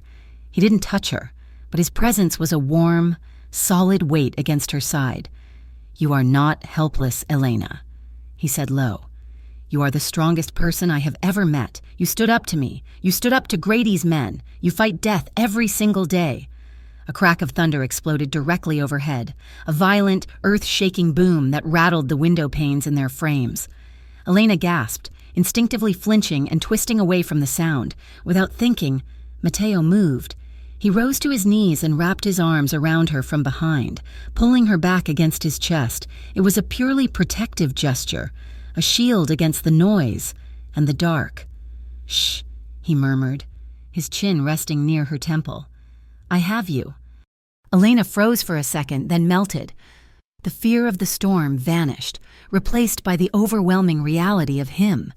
She could feel the hard wall of his chest against her back, the strength of his arms banding around her ribs. He smelled of rain and wood smoke and safety. They stayed like that for a long moment, watching the rain streak down the floor-to-ceiling windows like tears. The storm raged outside, but inside the circle of his arms, the world was still. Slowly. Elena turned in his embrace. She didn't pull away. She shifted until she was kneeling facing him, her legs tangled with his. She placed her hands on his chest, right over his heart, through the cotton of his shirt. She could feel the steady, powerful thrum of it. Ba-bump, ba-bump. It was the rhythm of a survivor. She looked up at his face. The firelight softened the harsh lines of his jaw, casting his features in gold and shadow. He was looking at her with a raw, naked hunger that took her breath away. "Mateo," she whispered. She saw the restraint in his eyes, the war he was waging with himself to keep his hands gentle, to keep from terrifying her. She made the choice. She reached up, her fingers curling into the hair at the nape of his neck. She pulled him down. It was a slow, lingering collision. Her lips met his, and a sigh escaped him, a sound of surrender. He didn't take over this time. He let her lead. He let her press her mouth to his, tasting the wine and the longing. Mateo's hands, which had been hovering uncertainly, slid down to her lower back. He drew her in, pressing her body flush against his until there was no space left between them. No air, just heat. The kiss deepened. It became wet and heated. A desperate conversation without words. Mateo's lips left her mouth, trailing a hot path along her jawline. He kissed the sensitive spot beneath her ear, then moved down the column of her throat, his mouth open and reverent, worshipping her skin. Elena threw her head back, gasping. Her hands explored the breadth of his shoulders, feeling the tension in the muscles, the power he held in check. She traced the line of his spine through his shirt, needing to feel the reality of him. The room seemed to shrink around them, the storm outside fading into white noise. There was only the firelight and the man who made her feel like she was burning. Mateo pulled back suddenly, his forehead resting against hers. His breathing was ragged. "Elena!" he rasped, his voice rough with need. "I do not want to take advantage of this. You are scared. You are on the run. I do not want you to do this because you feel like you have to—" Elena opened her eyes. They were bright, clear, and absolutely certain. "I am not afraid of you," she said, her voice steady. "Not right now." She took his hand from her waist and guided it up, placing his palm flat over her racing heart. "Feel that?" she whispered. "That is not fear. Mateo, that is life. I'm tired of being scared of losing it. I want to feel something real." Mateo groaned, a sound of pure devotion. "Then I am yours." He stood up, pulling her with him. They walked toward the bedroom in a wordless agreement, fingers intertwined, leaving the fire to burn low behind them. The bedroom was bathed in the soft, wavering glow of candlelight. The rain tapped a gentle rhythm against the roof now, a lullaby for the end of the world. Clothes were discarded slowly, abandoned in piles on the floor. There was no rush. There was only a heavy, solemn intensity. When they finally lay down on the mattress, skin against skin, Elena felt a shock of heat. Mateo was scarred. His body was a map of his history, a silver line across his ribs, a puckered mark on his shoulder. She traced them with her fingertips, reading the violence he had survived. Mateo watched her, his expression vulnerable. He cradled her face in his hands as if she were made of glass, terrified he might shatter her. "You are beautiful," he whispered, as if it was a secret he had been keeping for years. Elena kissed the scar on his shoulder. "So are you." When he finally moved over her, it was not the act of a monster taking what he wanted. It was a man offering everything he had. It was slow and deep and desperate. Two damaged people trying to heal each other in the dark. Elena wrapped her legs around him, pulling him closer, anchoring him to her, whispering his name as they moved together against the backdrop of the storm. Later. The silence in the room was absolute. The candle had burned low, casting long, flickering shadows on the walls. Elena lay with her head resting on Mateo's chest, her hair spread out like dark silk over his skin. His arm was wrapped around her, his hand absent-mindedly stroking patterns on her bare shoulder. She felt a peace she hadn't known in years. The world outside was still dangerous, still hunting them. But in this bed, in this moment, she was whole. Mateo shifted slightly, pressing a kiss to the top of her head. "I am sorry," he whispered into the darkness. Elena lifted her head, looking at him. "For what?" "For this," he said, his voice heavy with guilt. "This is the most selfish thing I have ever done." "Why?" Elena asked, tracing the line of his jaw. "Because before tonight, I could have let you go," Mateo confessed. "I could have put you on a plane, sent you somewhere safe, and walked away. I could have saved you from me." He tightened his arm around her, pulling her back down against him. "But now I cannot imagine a world where I let you go. I have tasted peace, Elena, and I will burn the whole city down to keep it." Elena rested her cheek against his heart again. Then burn it down, she whispered, but don't let me go. Morning arrived with a cruel brilliance. The storm had passed, leaving the sky a piercing, innocent blue. Sunlight streamed through the windows, illuminating the dust motes dancing in the air. Elena woke to the smell of coffee. She stretched, her body aching in a way that made her smile, and reached for the other side of the bed. It was empty. She sat up, pulling the sheet around her. Mateo? She found him in the living room. He was fully dressed in his black suit, his holster strapped back in place. He was standing by the window, holding his phone to his ear. His posture terrified her. The vulnerability of the night before was gone. He was ice-cold, rigid, radiating a deadly energy that lowered the temperature of the room. "I understand," Mateo said into the phone. His voice was a flat, monotone line. "Tell them I am coming. Alone." He hung up and turned around. When he saw Elena, his eyes didn't soften. They looked like shattered glass. "What is it?" Elena asked, stepping forward, the sheet trailing behind her. "What happened?" "Grady," Mateo said. Elena's blood ran cold. "Did he find us?" "No," Mateo said. "He took Isabella."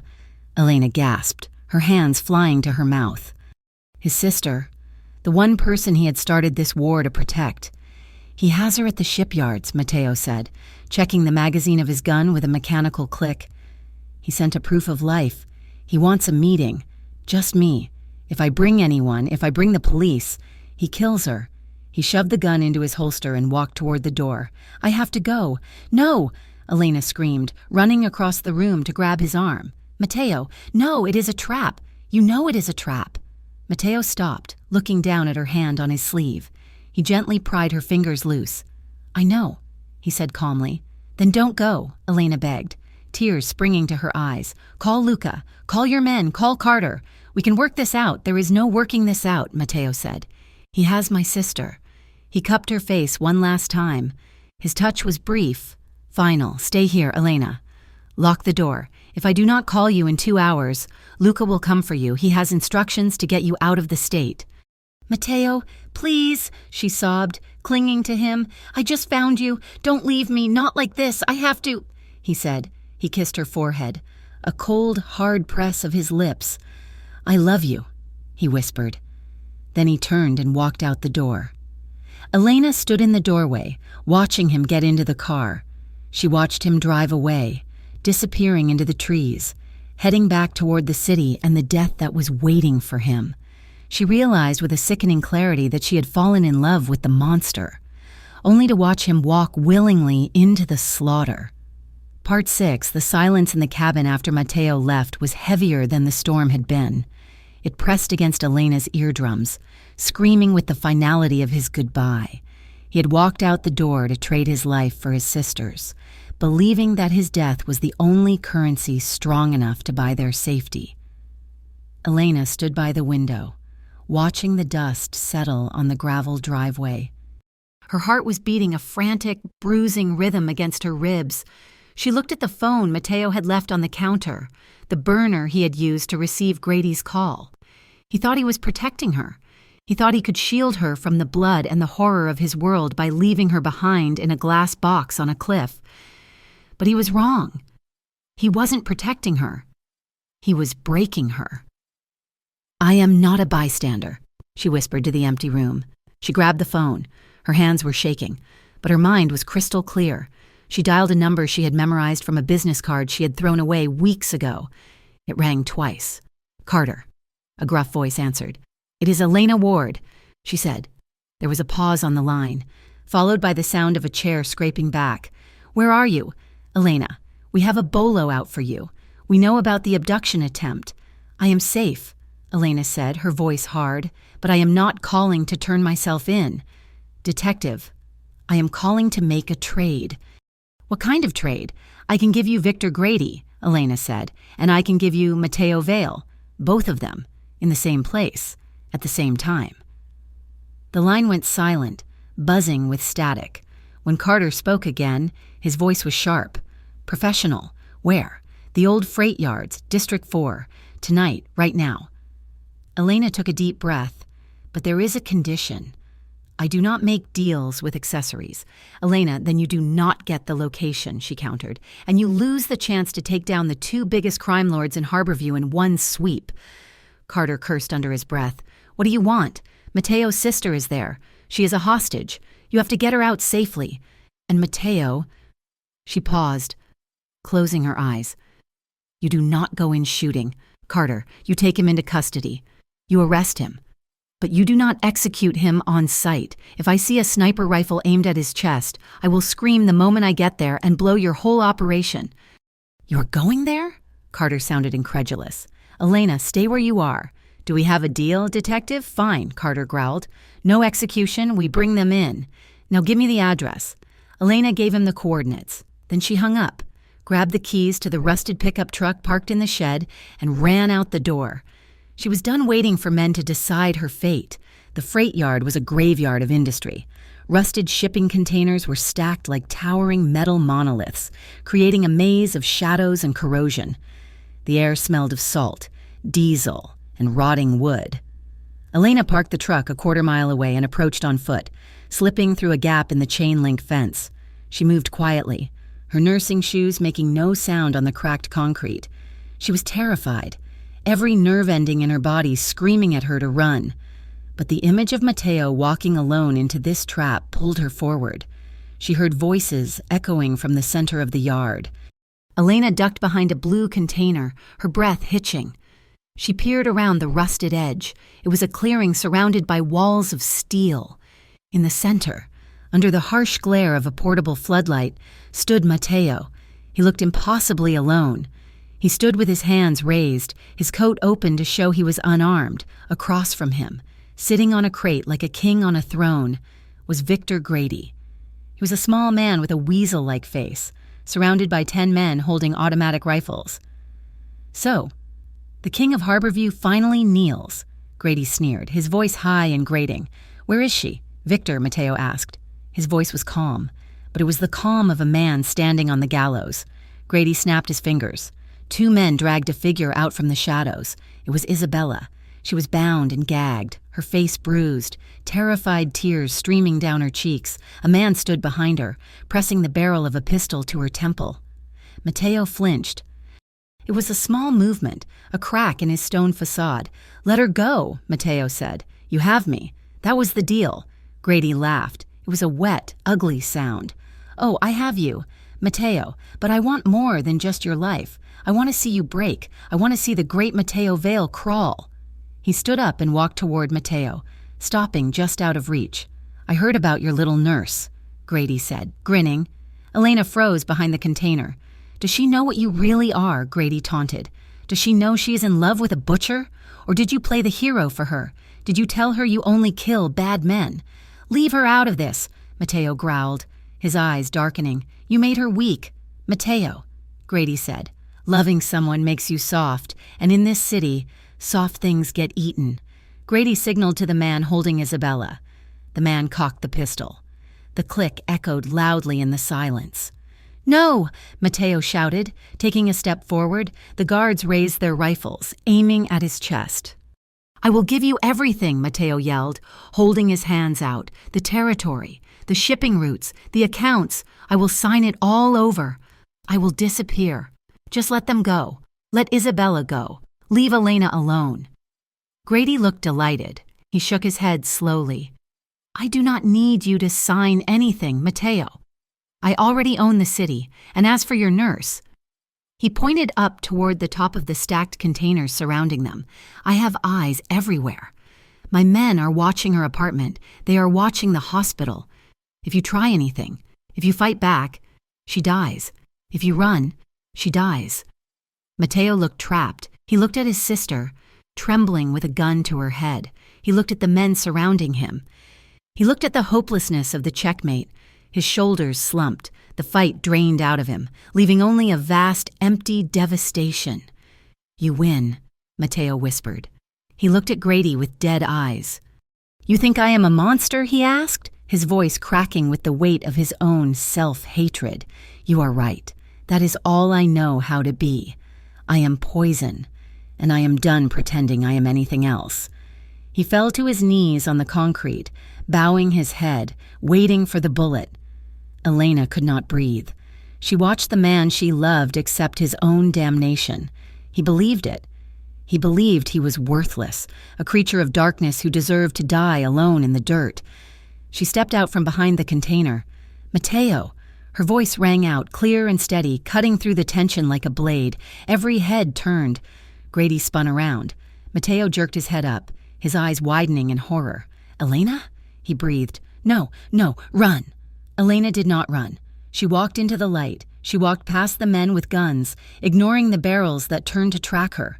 She walked straight toward the man kneeling on the ground. She stopped in front of him. She reached down and took his face in her hands, forcing him to look at her. "You think I am a monster?" She repeated his words, tears standing in her eyes but her voice fierce. "Mafia boss asked." She leaned down, her forehead touching his. "Then I will love the monster." The whisper carried in the silence. It was a declaration of war against his self-hatred. It was a rejection of the shame he tried to wear as a shroud. Mateo looked at her as if she were a hallucination. He looked at her as if she were both his salvation and his curse. "Why?" he choked out.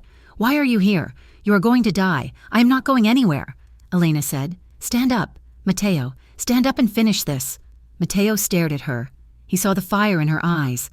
He saw the absolute refusal to let him give up. Something sparked in the dead ash of his gaze. He covered her hands with his own, gripping them tight. He stood up. He didn't let go of her hand. He turned to face Victor Grady, but he was no longer the defeated man on his knees. He was towering. He was terrifying. "This ends tonight, Victor," Mateo announced. His voice was ice. Grady laughed nervously, taking a step back. "You have no leverage. Vale, you have nothing. I have everything," Mateo said, squeezing Elena's hand. He looked at the men surrounding them. "I am done playing by the rules of this city," Mateo shouted. "I am turning state's evidence." The words hit the clearing like a bomb. Grady's jaw dropped. The guards looked at each other, uneasy. A boss turning snitch? It was unheard of. "I have the ledgers," Mateo continued, his voice booming. "I have the dates. I have the names of every politician and cop on your payroll.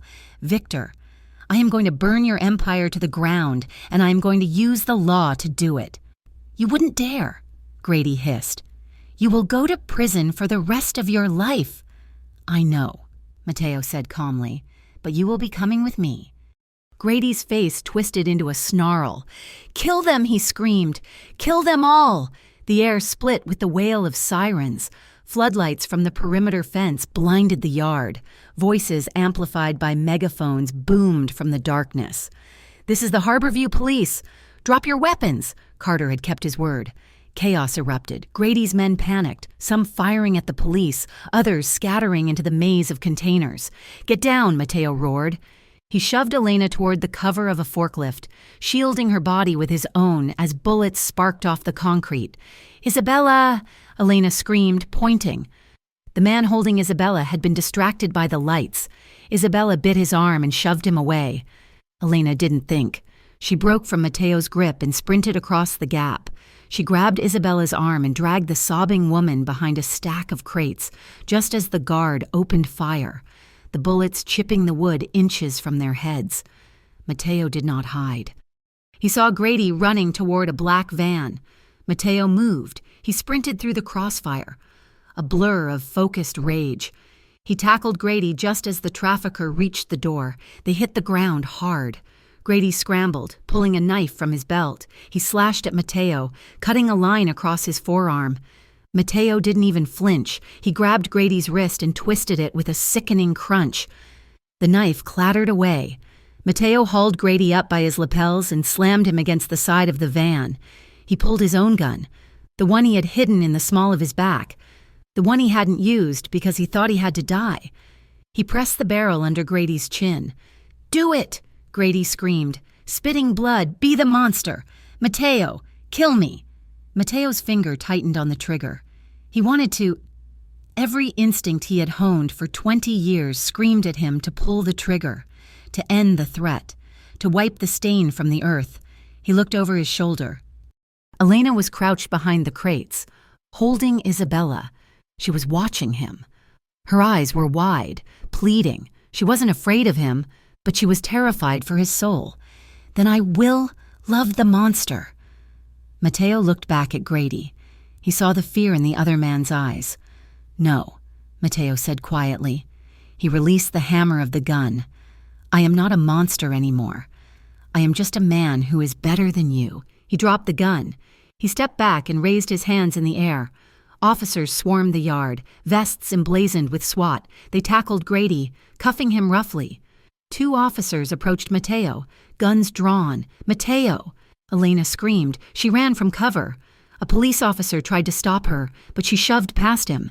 She threw herself against the barricade of officers surrounding Mateo. Mateo looked at her. His hands were behind his head. He was going to prison. He was going to lose his freedom, his empire, everything he had ever built. But as he looked at Elena, tears streaming down her face, he smiled. It was a small, tired smile, but it was the first real one she had ever seen. He nodded once. I am okay, the nod said. We won. He let the officers spin him around and cuff his wrists as they led him away toward the flashing lights of the cruisers. He didn't look back at his fallen kingdom. He kept his eyes on her until the doors of the van closed, sealing him away. 6 months later, the visitation room at the state penitentiary was sterile and gray, smelling of industrial cleaner and hopelessness. But at table 4, there was a quiet warmth.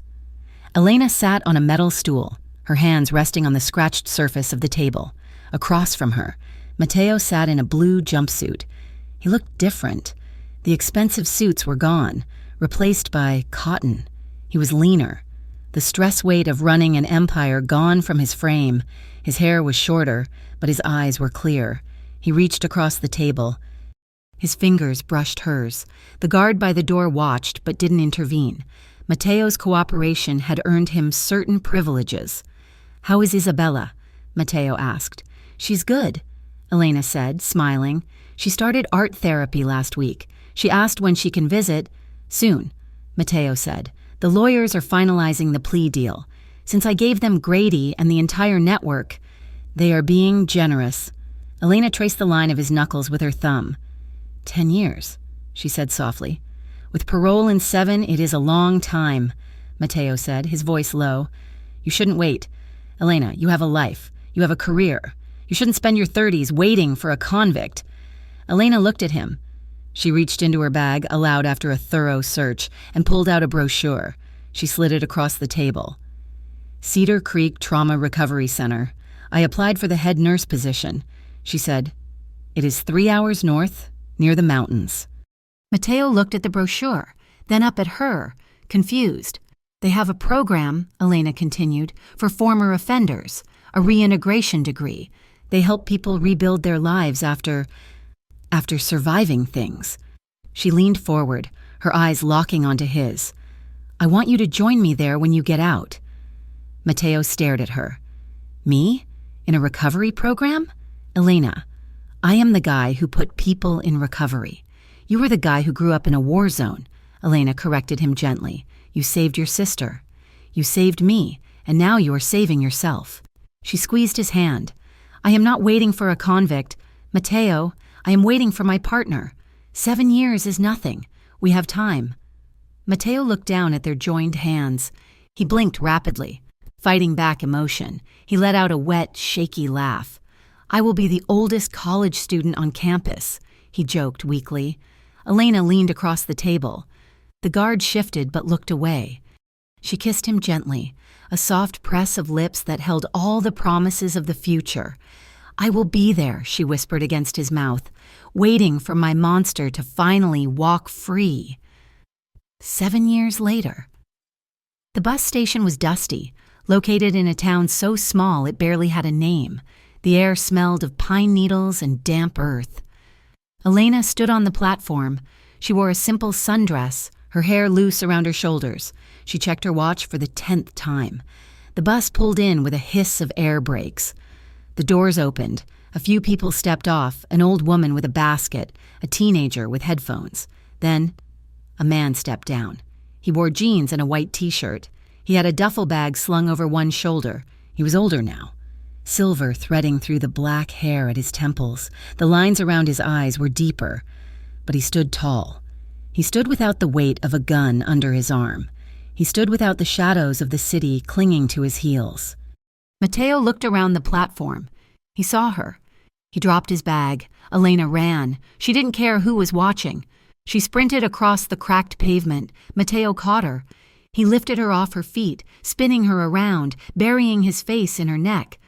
Elena laughed, a sound of pure, unburdened joy, crying at the same time. He set her down but didn't let go.